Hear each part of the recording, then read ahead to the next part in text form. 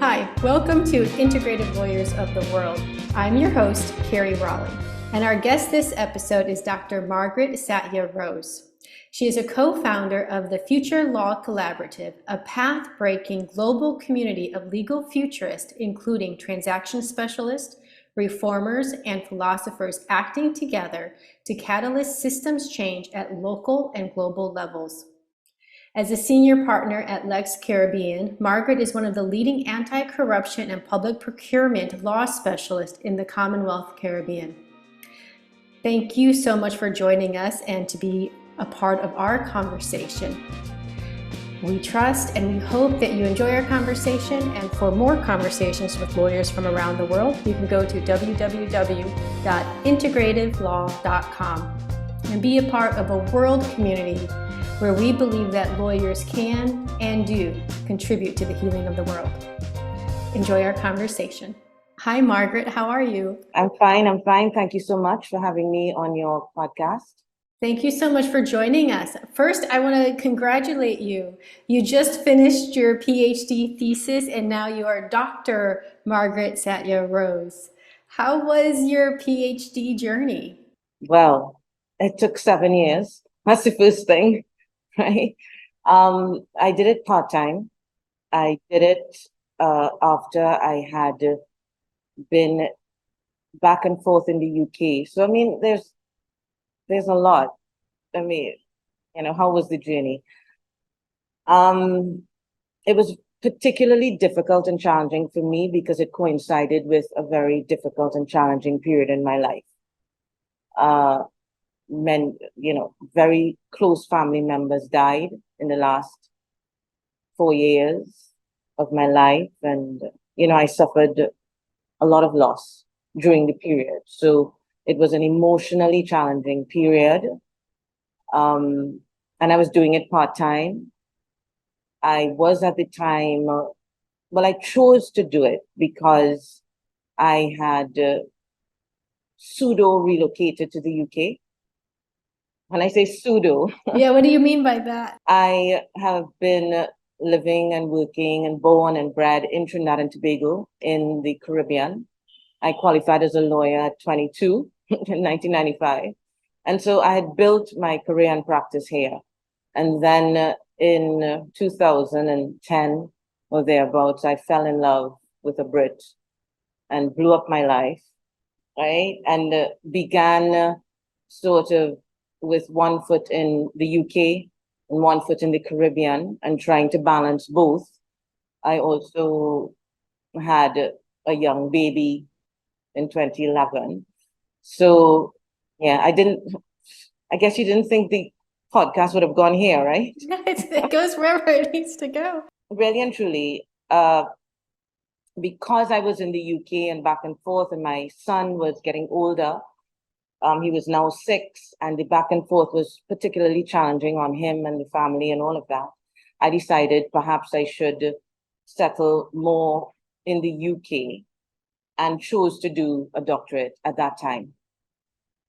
So, yeah, and I was doing it part-time while doing other initiatives. Getting a PhD can be challenging enough, and then to do it in times that are challenging for you, it just shows so much more of your dedication to getting it. I'm sorry for the losses that you've had during that time. It contributed to a lot of questioning of myself, my identity, and all of that. So it was just a very, very challenging time. I would like to say it's a doctorate in policy research. So I want to correct that. It's not a PhD. It's a doctorate in policy research. One of the things I would say was a positive, I think of it, is that when I was practicing here in Trinidad and Tobago and in the Caribbean, I was very passionate. I became very passionate about anti-corruption because of the work that I started to become involved in, and then public procurement law. And I would say that I had a very national-oriented perspective on public procurement law, global economic governance, and these issues. And I think that,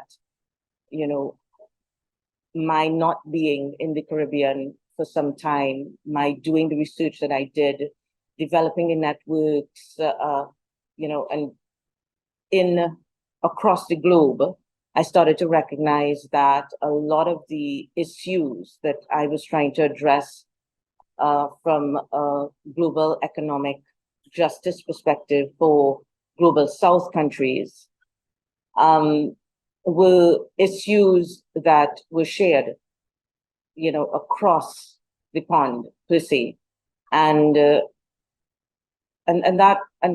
so the work that I began to do in future law certainly was very informed by the fact that I felt that we could not in the law continue to be mired within national perspectives. And I know that's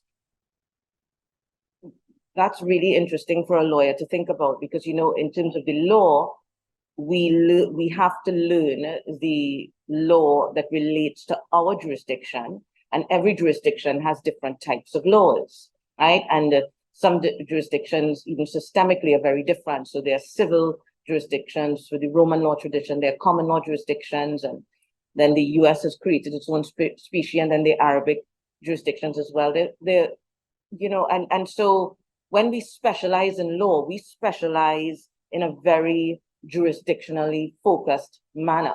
I think me stepping out of the jurisdiction in which I was qualified to practice and being planted within the UK and developing the networks that I developed because of the work that I started doing there, I really started to see that there was a gap.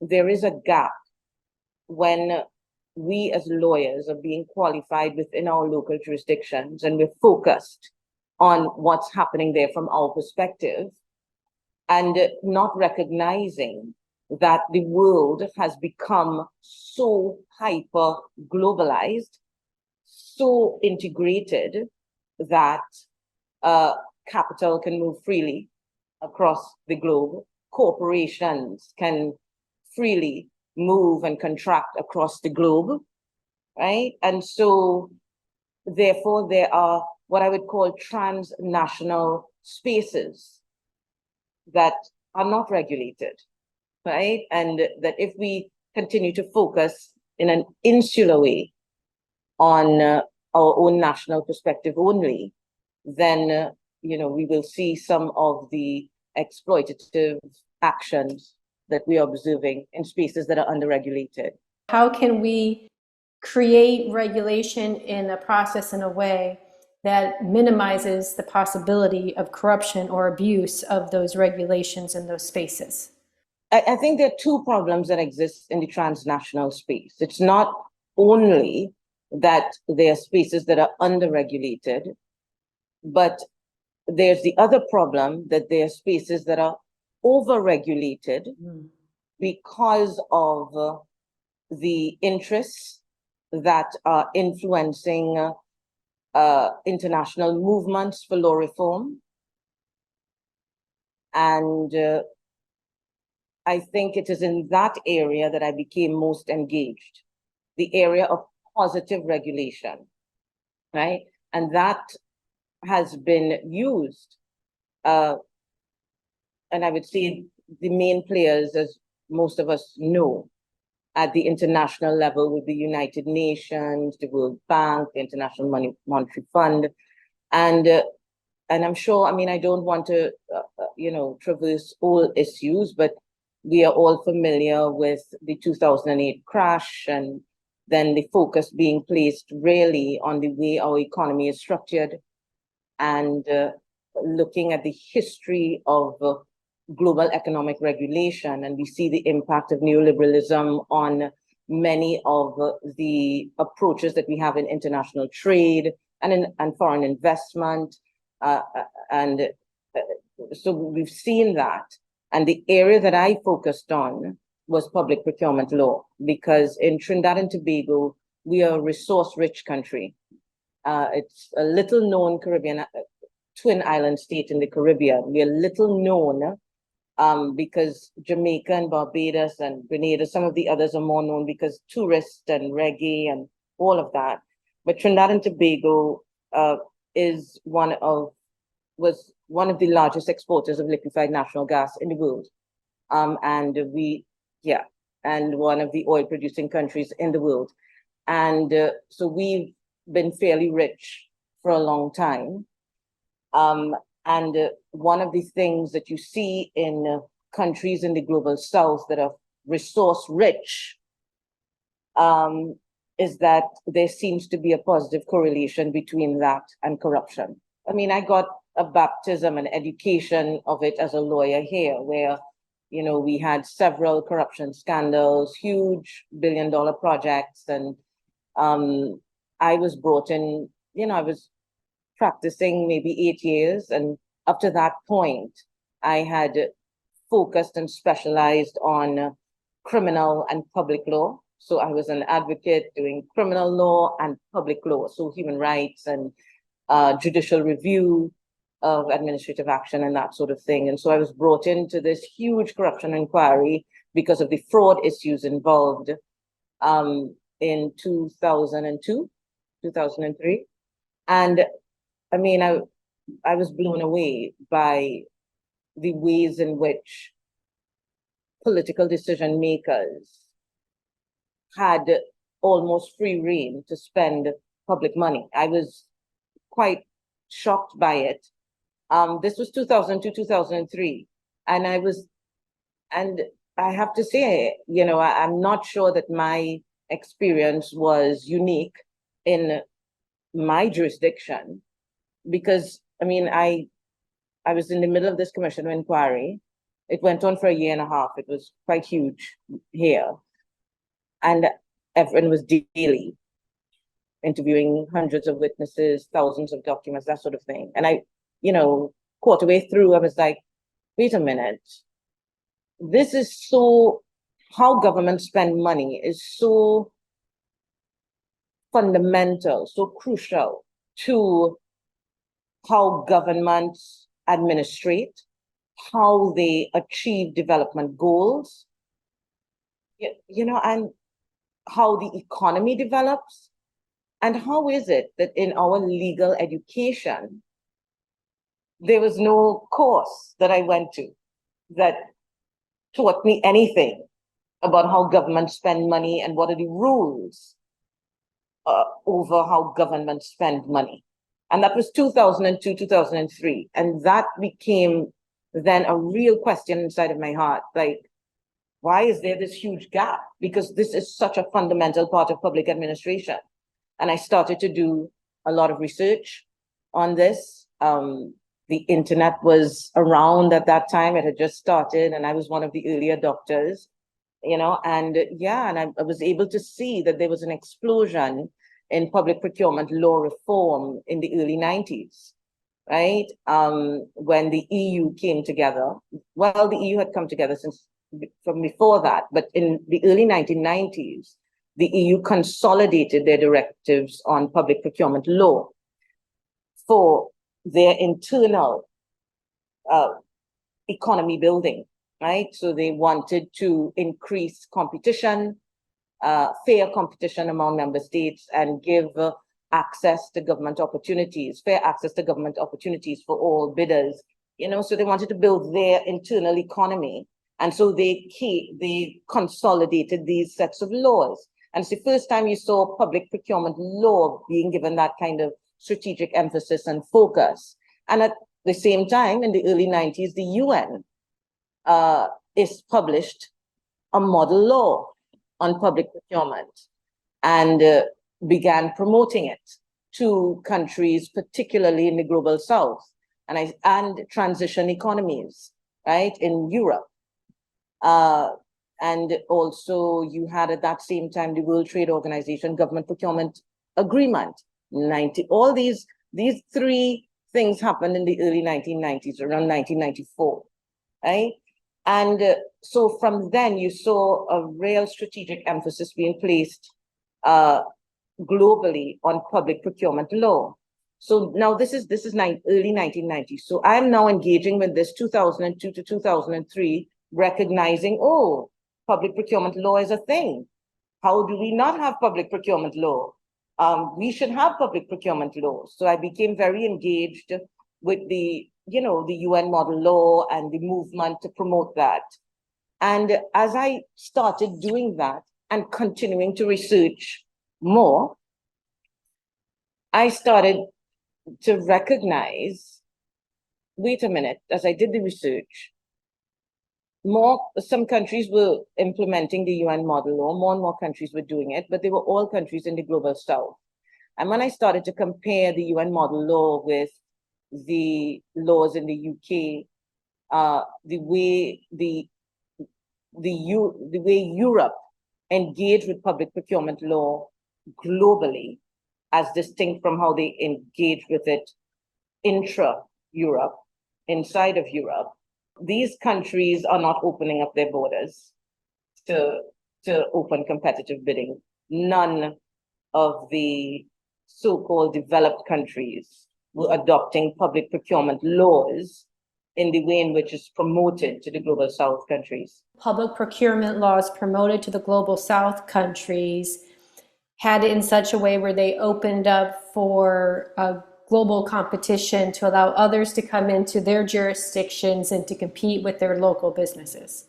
But the public procurement laws in the other places that you looked at in the EU and in the UK did not have that same standard. They still protected those within their borders.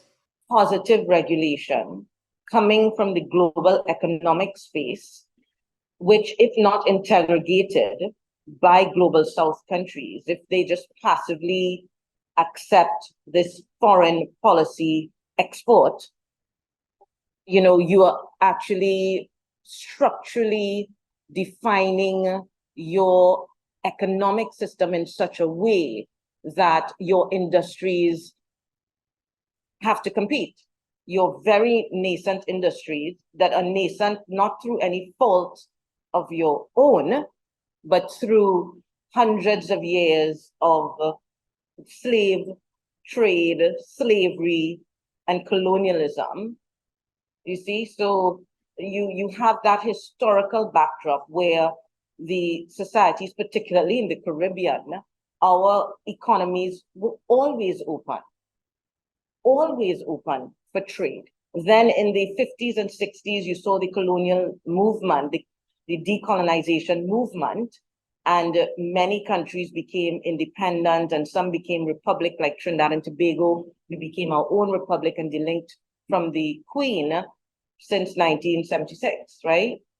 So, and then we had a very nationalistic government who was committed to protecting our resources, building our economies, building our industries. That's the kind of government we had in Trinidad and Tobago. And so we had some old colonial regulations on our books, which created a framework for procurement, which was centralized under a central tenders board. And everything had to be competed in a particular way. It was regulated in that way. But our government, 70s, 80s, 90s, we progressively deregulated our old colonial laws to allow our public sector decision makers to be able to exercise discretion over who they buy from, what they buy, when they buy, why they buy, in what ways they choose to buy. And so we did it that way, right? So we deregulated, and there was a progressive deregulation for the government to pursue its own capital infrastructure development programs. Your jurisdiction in Trinidad and Tobago deregulated, giving discretion to the local governments on how they do their procurement. Did they, we're getting rid of these regulations, but did they give full discretion, or were there any parameters or factors that you have to follow so that there's still accountability with the public procurement? There were, without getting too technical, but not to be relevant to your listeners, there were some aspects that still remained highly regulated, above high thresholds in central government. But what the government chose to do is to create these state enterprises that were wholly owned, incorporated entities that would be outside of the regulation. And well, yes, there were soft guidelines issued by the Ministry of Finance, soft guidelines, but there were no hard laws over. And so there was a period of, and that's when I came into it in 2002, 2003, where it appeared to be a wild, wild west, right? To me, I'm like, wait, what's happening here? Now, just a word of caution and to be very clear, I'm not trying to oversimplify the issue, because of course we were also developing other laws that impact the procurement function. So of course we had laws relating to fraud, collusion, bid rigging, money laundering, all of those things, integrity in public life, anti-corruption legislation, right? So those things did govern aspects of the procurement function. And that is what I started to recognize. We needed a more coherent understanding of what the law is that governs how governments buy. What we were being told, what was being promoted at the global level was that there was this one species, this one form of regulation, modern public procurement regulation, that countries needed to adopt, right? And that would mean you have good governance in public procurement. And yeah, I became, with my reading, my work with local contractors, policymakers in the region, I became skeptical of the UN model for public procurement reform, and realized that this was an area that we needed to have greater coherence among what laws really impact the function, what laws really contribute to transparency, accountability, and value for money, and what rules were really related to normative positions that had already been decided as to what is good public procurement, which was not necessarily good public procurement for Caribbean countries. So, for example, the normative underpinning of the UN model law is trade liberalization, and it's expressed in the UN model law. This is not me saying it. This is expressed. The objective is to facilitate trade liberalization, and that's a normative choice. That's a decision. You are saying trade liberalization is good, and it is good for all, right? And I am not here saying trade liberalization is bad, so please don't quote me as saying that. But what I'm saying is a more nuanced approach to trade liberalization must be taken by every country. Every country needs to look at their set of circumstances, their package of goods, their package of opportunities and abilities to realize their own potential. And they need to be free. To me, political decision makers need to be free to exercise discretion as to what industries they want to protect, what industries they want to build, and so because of that, I became very passionate. Understanding all that, I became very passionate about public procurement law. And in 2006, along with some colleagues throughout the region, I founded the Caribbean Procurement Institute. And we have done training and capacity building consulting. We have supported the drafting of laws in Barbados, Trinidad and Tobago. And yeah, I ran and headed that organization from 2006 to 2017. And in 2017, I started my doctorate and took a sabbatical from the work that I was doing in Trinidad and Tobago and my law firm. For me, what I'm seeing for the big picture is you have public procurement law, and is so related to how a government spends and allocates its money, which shows what it values and what it prioritizes as a society. And it's also, we are at a time where we need governments to help the world to face some really major problems. But if we don't trust how governments are spending and making their decisions, then how can we trust that they will take the right action to help us collectively solve these collective problems that are facing the world?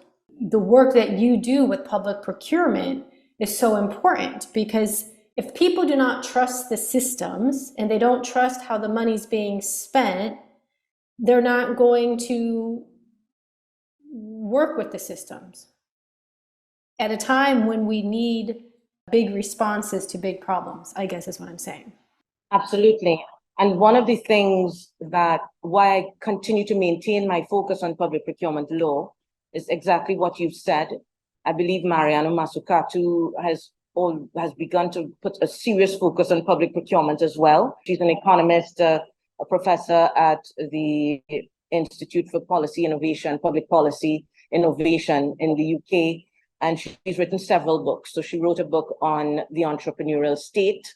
She wrote a book on the value of everything. She has written now on mission-oriented procurement.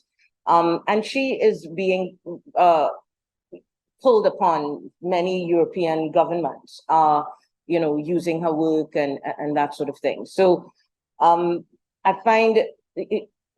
I think she has hit upon what I think I've also hit upon, which is that when you, Anne Lapp, there's another author that says it this way: every time we make a purchase, we are casting a vote for the kind of world we want to live in. Every time we make a purchase, we are casting a vote for the kind of world we want to live in. And the world that we've created right now, we've commoditized almost everything. And since everything is commoditized, then how we buy creates an immediate and direct impact in the world. And so that's why public procurement is such a significant lever if we want to think about changing the outcomes and the effects that we are seeing in the world. And I think a lot of focus is being placed around the world on public procurement. People are starting to recognize, scholars, businesses, that's why we have circular procurement movements now, sustainable, social, green procurement movements, all of that going on. What we need is a more enlightened approach to understanding what public procurement is and its impact in the world, and then designing our law or public procurement governance system to help us to realize maximum value for public money, right? And how do we do that in a complex reality? And that's the question, right? How do we do that in a complex reality? Because science is teaching us that we are living in a complex world. And when I say complex, I'm not using it in a loose way. I'm talking about complex adaptive systems, right? So you're talking about with dynamic interactions happening all of the time, with agency interacting within other elements in the system, right? Co-evolving, co-creating with indeterminate. When I say indeterminate, we don't know necessarily what the outcomes of certain actions are going to be because of the multiplicity of interactions, because of the multiplicity of causes, because of contingency and agency. We don't know all the time what the outcome is. So the question is, how do you regulate? How do you govern public procurement in that kind of reality? And that it's a serious question. It's a question I'm putting my mind to. I'm not at all saying I have all of the answers, but I certainly think that's the right question that we need to be asking. And so the focus, I think, with a complexified approach to public procurement governance is increasing professionalism, enhancing our understanding of the world, our interaction, the ways in which purchase interacts materially with nature, right? And in those circumstances, certainly regulations must come to bear. It should not be a voluntary approach where we are seeing the direct impact of the purchase transaction on our ecological security, right? That it should not then be, oh, it's up to the government to decide. So this is a transnational issue because we share the globe.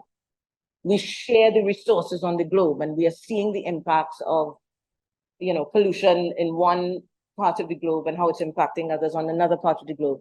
How do we approach this complexity is to also enhance our individual professionalism, our individual enlightenment and awareness.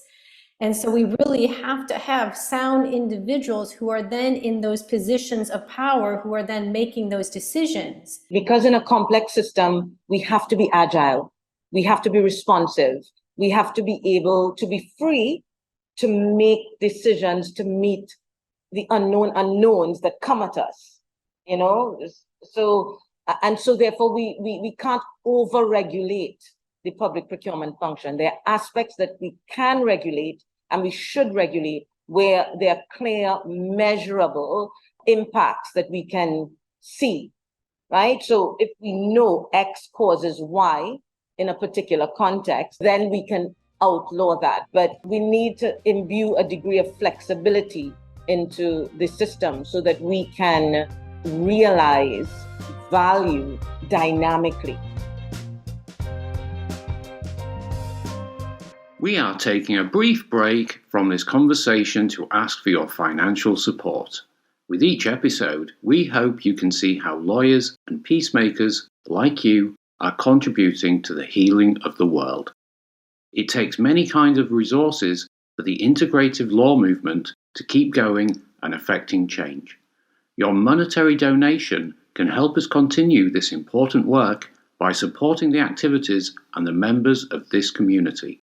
Each contribution goes to promote the stability and accessibility of the movement and to support basic expenses like our Mighty Network Group, web hosting, social media and event management, and this Integrative Lawyers of the World podcast. Because we like to give people choices, we have ongoing monthly options to match your budget, or you can make a one-time donation. Thanks to our non-profit corporate sponsor, the Renaissance Law Society, US supporters are able to make tax-deductible donations. Supporters from other countries, please check your local tax laws.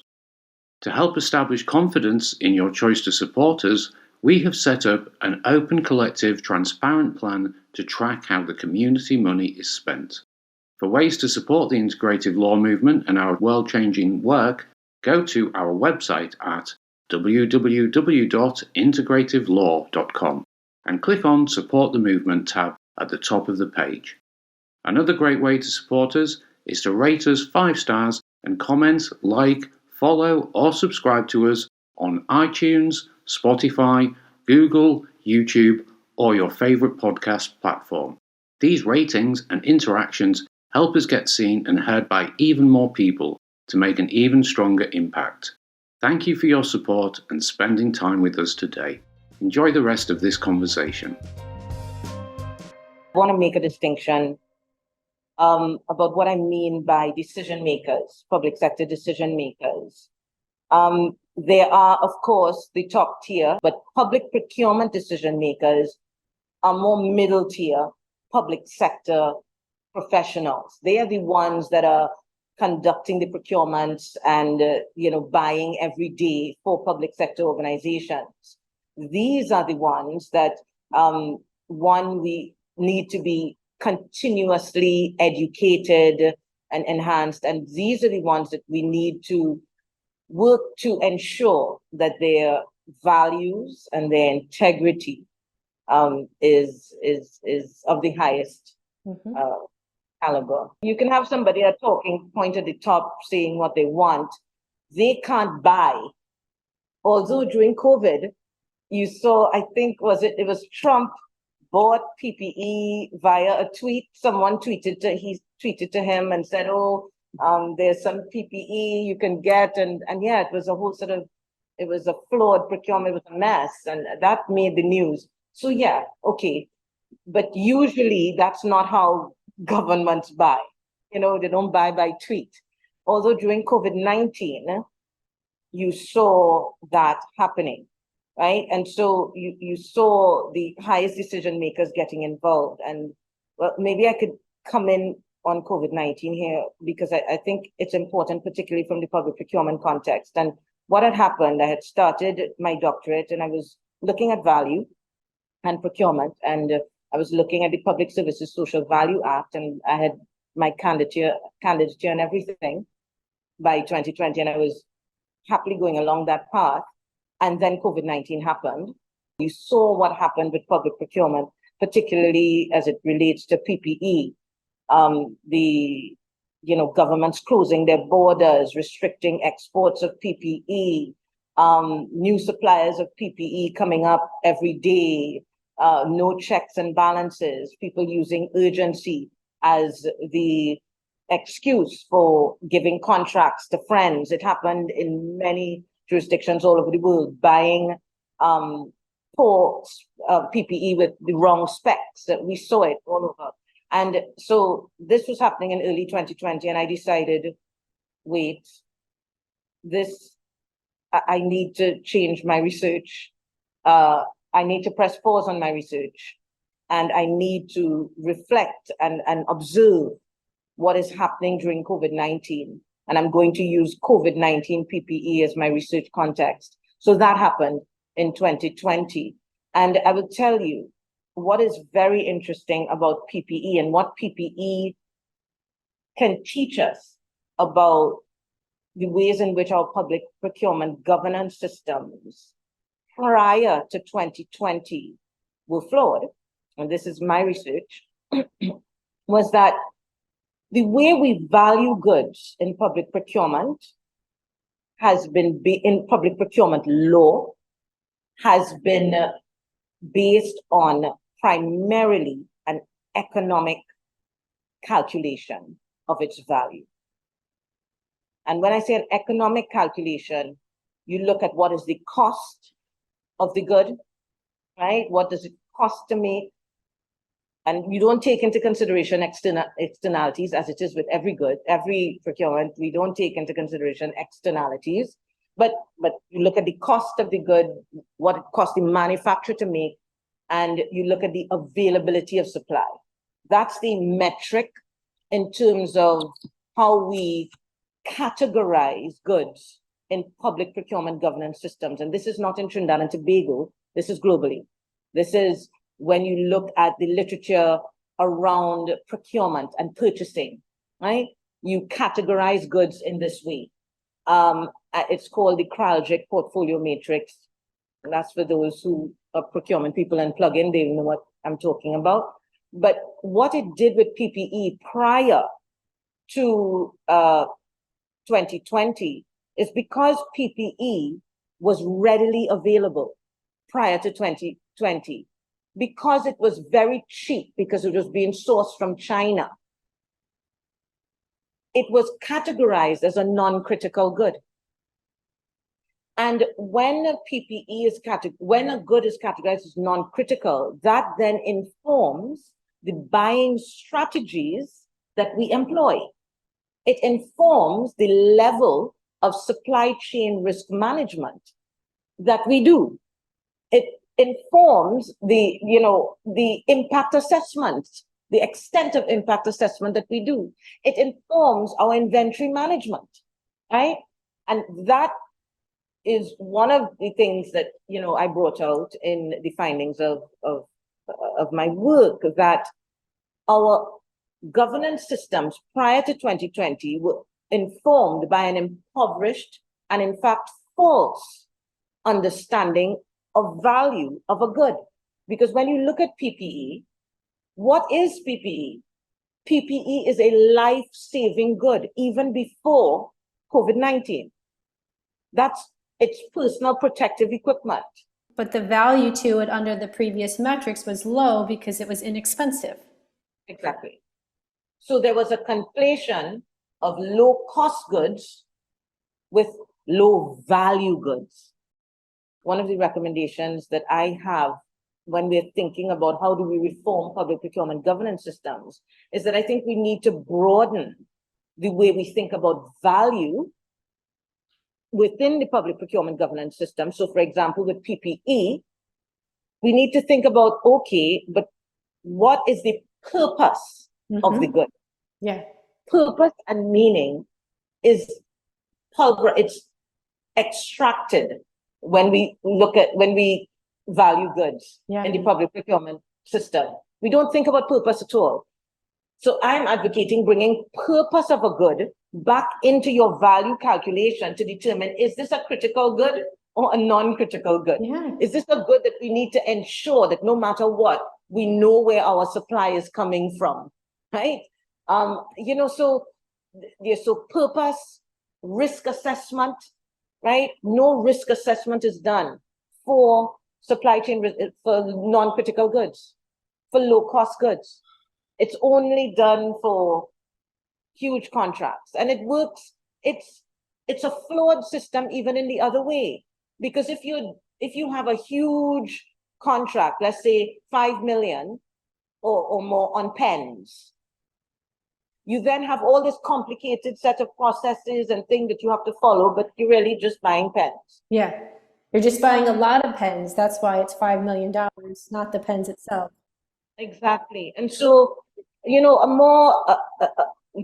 more sophisticated approach to value determination in public procurement governance, I think, and then how that then informs your governance strategies, that is what is required in terms of reforming public procurement law. I think public procurement, firstly, rightly, has gotten a spotlight at the global level. I think it is right, because it's a transnational issue. Yeah.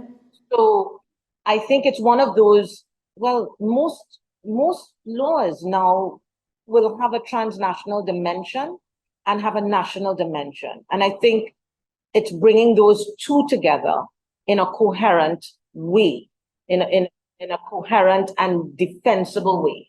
That's what needs to happen. I don't advocate countries just going insular and creating their own laws and doing their own thing. I don't, because it is a transnational issue. So I think the UN is quite right. And I do think that there needs to be a movement to harmonize public procurement law, so that, because we have shared impacts. There are shared impacts of the buying of the Chinese government, of the US government, of the Trinidad and Tobago government. We are all sharing this one space. So I don't want at all to be saying, I'm saying no, but I think, does it require a lot from us to do this? Yes. Reform the law in a way that gives governments the ability to develop their local industries, while at the same time recognizing their obligations, their common obligations to people across the planet.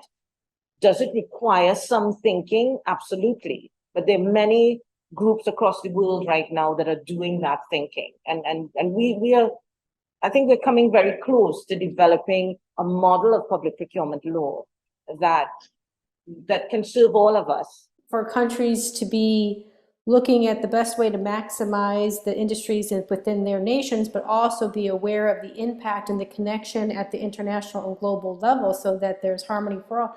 That affects so many issues that affects us, right? If there was more, not just climate change, but migration and immigration issues across the board, right? If places were more stable throughout the world, there'd be less need for people to leave their homes. I do want to say that countries in the global north have found the balance in their laws. I mean, when I say they found the balance on that issue, protecting their industry while opening up for competition. So for example, in the US, you all have the Federal Acquisitions Act. Do you all know that, a lot of people don't know that you protect your local industries in terms of federal purchases. And federal purchases in your law says that if it is manufactured in the US, at the federal level, it must be bought from local manufacturing. If it's manufactured in the US. If it is not, then you can go out and look for it, right? Yeah. That's a balancing act, but it's it's a way to do it, and it's a way to do it that is not offered under the UN model law. You understand? That is promoted to countries in the global south. So there is no, I know of no, well, in the Caribbean at least, any Caribbean territory that reserves a whole, once we have a local supplier, we are going local. That's not in any law, not in any of our laws. We have what is allowed under the law. We can have a percentage for local industry participation in a procurement. We can have a percentage for local industry development, and that must be so transparent, must be set out before it. I mean, it's a lot of so there are models for balancing that internal external dynamic.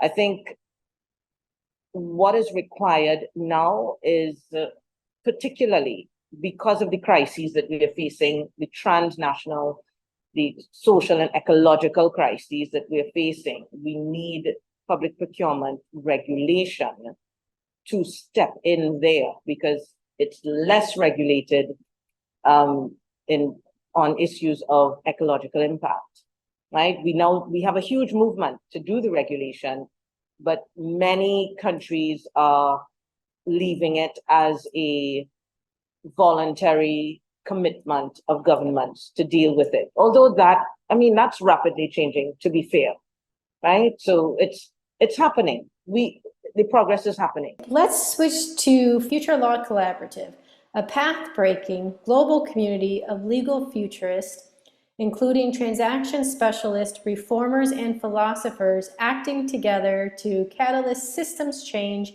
at a local and global level. When I began to be more in the UK around 2016, 2017 than in Trinidad and Tobago, and started to, as I said at the beginning, sort of broaden my worldview. I became less a Caribbean citizen, a citizen of Trinidad and Tobago, and I guess my sensibility as a global citizen increased.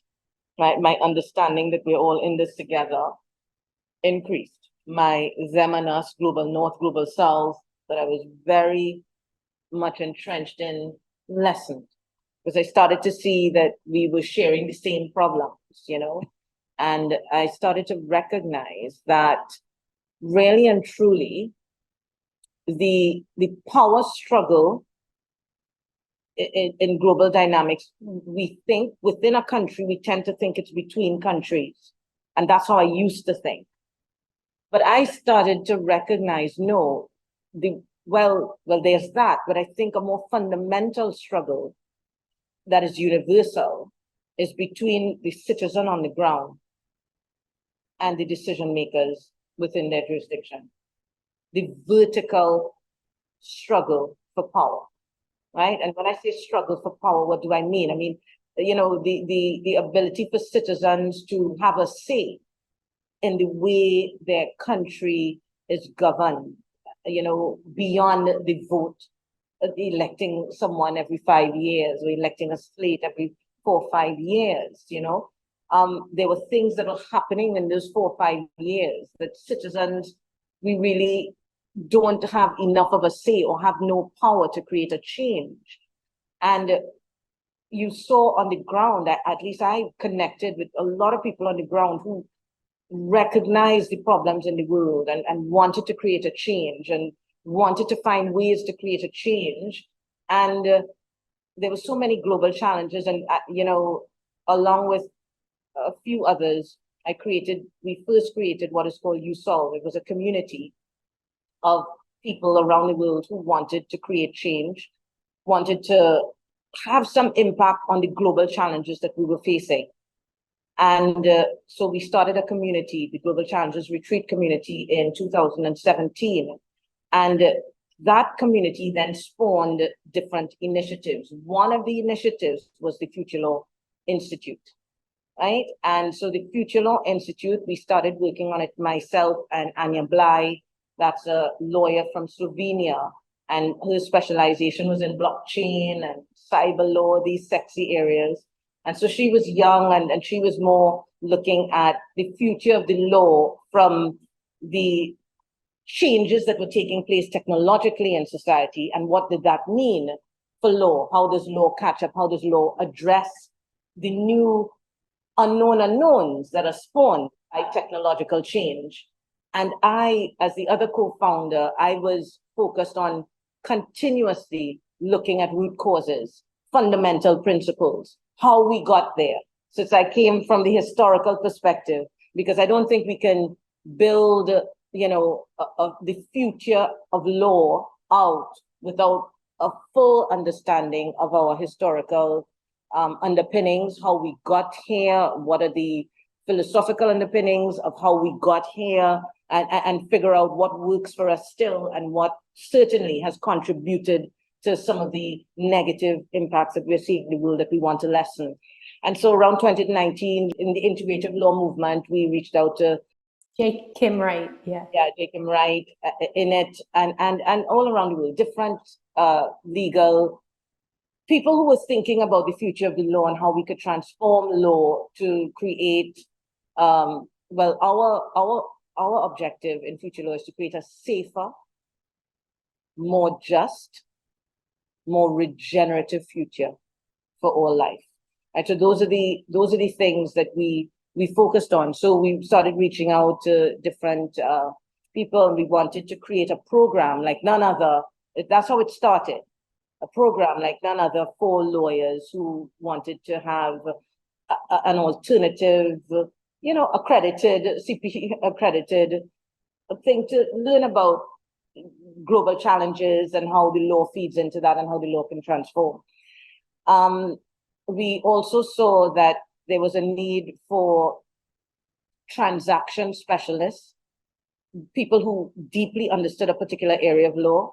There was also a need for the transformers. We call it the 3 T's. The transformers, those who understood an area of law, understood problems in society, and were advocating for ways in which the law could be changed, right? For a safer, more just, more regenerative future. And then we also wanted to engage what we call the transcendent lawyers. Those are the ones that leverage the law to create businesses that created change, or leverage the law to develop philosophy so those 3 types of law. So we were doing all of that in 2019, very excitedly, and it was just something, it's like, because I saw what I was able to do in the Caribbean in terms of public procurement law. I saw myself move from transaction specialist to transformer, and I was like, what if there's so many lawyers around the world who could do that? Instead of keeping your head down and just doing good work and becoming really good at what you do, what about if you take a meta perspective, you take a step back, what is my niche area of law? How is that impacting society? So, and then, is that impact something that we all want? No. If it's not, then how can I use my expertise to design a new way? And we thought that, in that way, we at a transnational level, we could have, lawyers with different specializations who had that transformer energy and who understood certain things, mentor lawyers from other parts of the world in their area of law, in that same area of law, to become an advocate. We call it a policy entrepreneur within their jurisdiction. So that's where it was in 2019, and then COVID happened. And as I said, in COVID, I decided to press pause on my research to reflect and observe for my own personal purposes for research. But what happened at the same time is that, the team of us who were working on future law at the time, we hadn't launched yet. We said, wow, this is the exact kind of challenge. It's a transnational challenge that if we had a transnational collaborative of lawyers working right now, right, to address some of the rapid policy changes that were taking place during COVID-19. Maybe we could have a voice, to push back against some of the things, right? If we were first recording what was going on, analyzing what was going on, sharing information about what was going on. And so Anya and I decided, you know what, we're not ready, but let's start, right? Let's do it in a non-profit sort of way, and let's launch. And so we did. And we invited lawyers from around the world. We had over 140 something lawyers from around the world joined us in around March. And we started collecting COVID-19 policy responses. We started meeting. It was October 2020. We had a huge conference, Negotiating the New Normal, where we had 1,700 registrants online. You launched and you have 140 lawyers from around the world. How did you get the word out? Okay, so first of all, I developed a network through the Global Challenges Retreat community.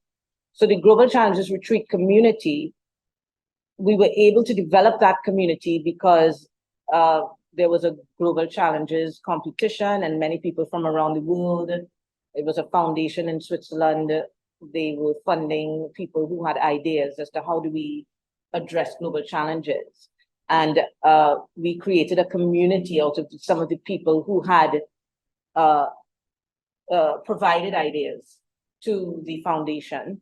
And out of that community, there are other networks, and it's just the networks. And so what we did is we put up a website immediately. We put out social media calls. So on LinkedIn, Facebook, Instagram, inviting lawyers to a meeting. And remember, everybody was locked down. Everybody was, what's going on in the world? What is going on here?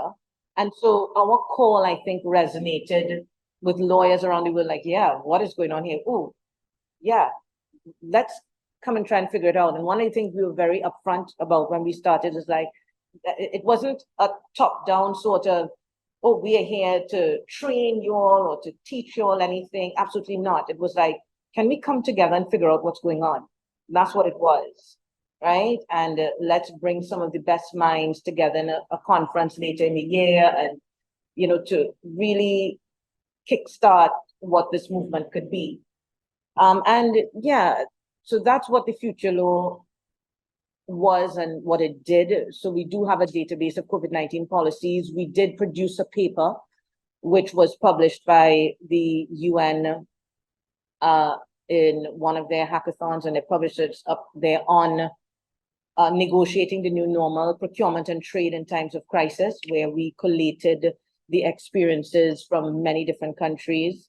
So that would have been the piece of output that we had. We also started a masterclass series.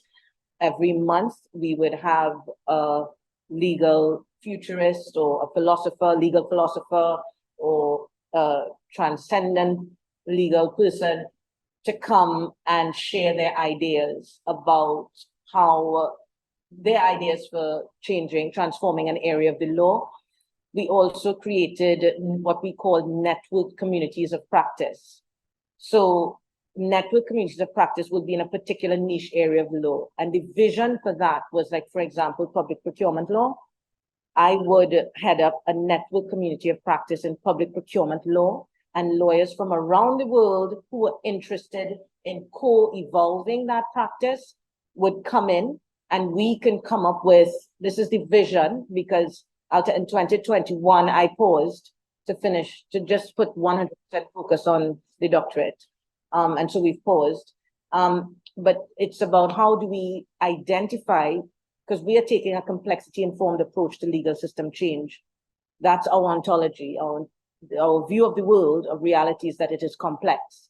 And therefore, you cannot pass laws, you cannot promote a law irresponsibly in a complex reality. You have to be really careful about the laws that you promote.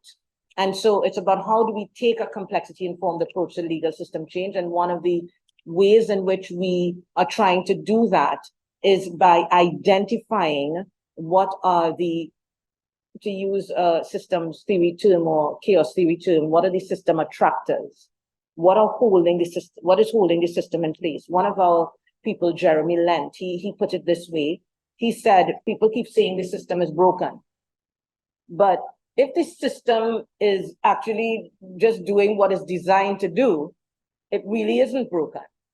And I think that's something to reflect on, right? And that's something that I think we as lawyers need to reflect on, because what are the system attractors? That is, what is at the foundation of the system? Or if you want to use the iceberg model, what's at the bottom of the iceberg that is causing, even when things change up here, for the system to remain stable, for the system to come back to stabilization, and it's the values.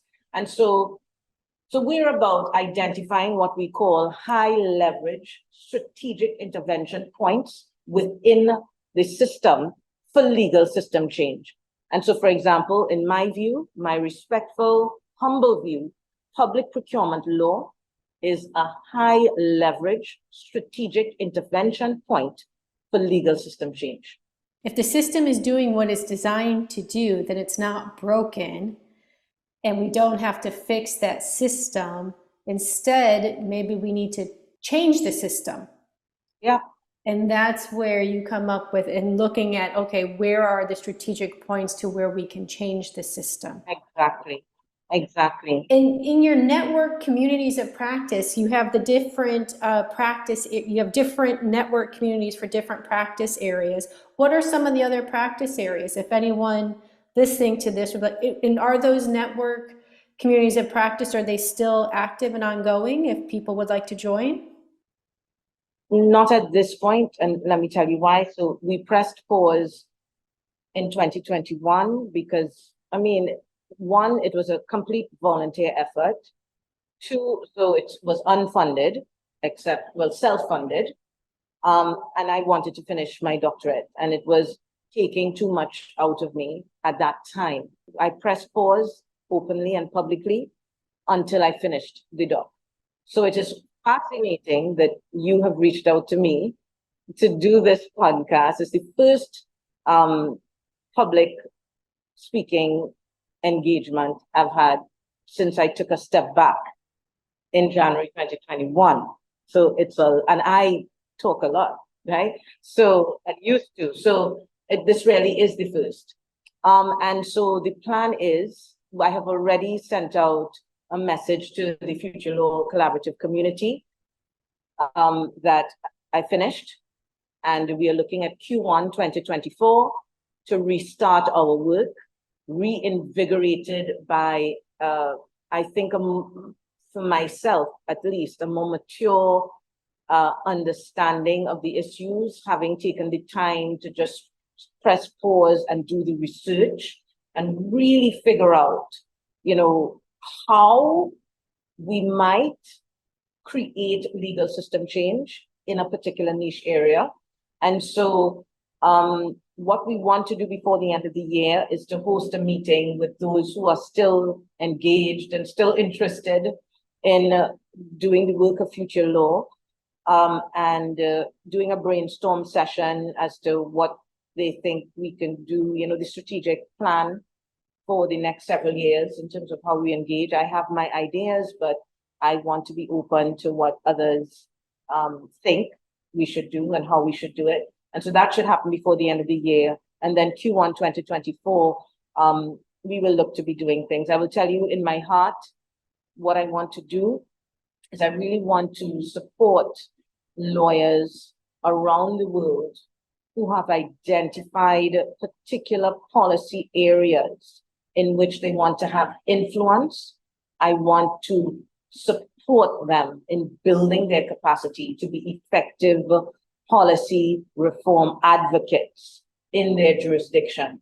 And that's what we want to do. We want to support bottom-up policy reform instead of us just passively receiving policy from above. I saw on Future Law Collaborative website, on the section where it says working with us or how to work with us. And it has the 4 steps. First, submit your project idea, and then we'll evaluate it and then see if it's something that we can help support you with. Is that something that may begin again in 2024?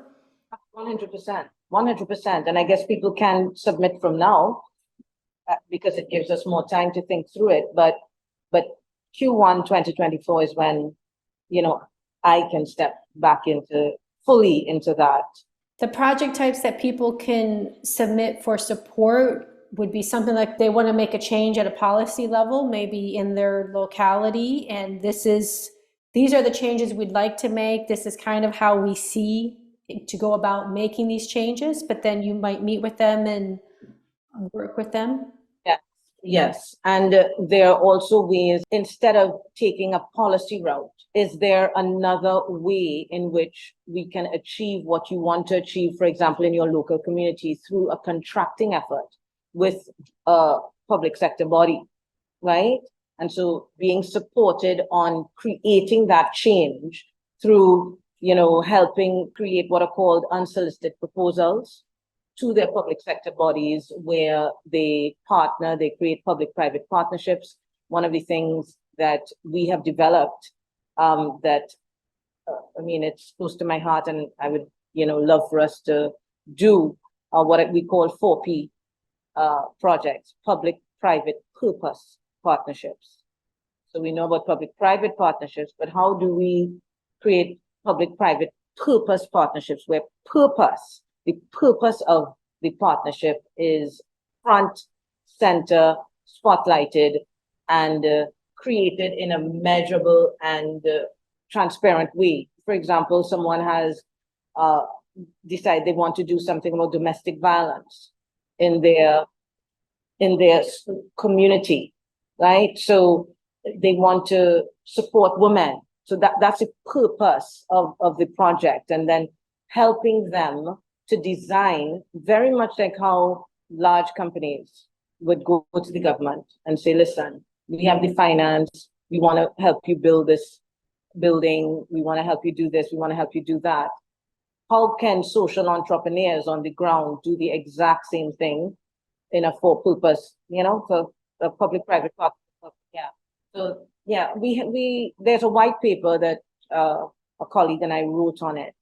It's on the USOL website, but through future law, we would want to help people negotiate those kinds of public-private purpose partnerships. People in their own towns or communities say, how can we make our community a net zero community in like 20 years or in 10 years? And then you can say that the purpose is to make us a net zero community so that we live in harmony with the environment and each other and the animals in the environment. So that's big picture. And then you can come up with different approaches on how to do that. Measurable approaches that we could measure, because that's what the government and the funders would want. That is something waiting to happen, because it's like a lot of companies are spending lots of millions of dollars on corporate social responsibility. They're giving it away, never looking back for it. A lot of companies are using it as window dressing, or look at what we've done. But what if we could align that funding that companies are throwing away with social movements and social groups on the ground who want to create change? For example, the For Purpose for Net Zero, as you've spoken, who develop the approaches and in a measurable way, the way it would be designed in a public-private partnership. And then we go to the government, the public sector body, to say, listen, we have the funding from the corporate sector. We have the approach. They're going to fund up front. We want you to buy the impact from us. This is a public-private partnership. If we achieve the targets that you've agreed that we should achieve, if we achieve the targets, you will pay back the fund, right? And so then the fund is regenerative, right? Because remember, the corporations are throwing away CSR right now. They're just giving it away. It's a one-time gift, and every year they're giving away more.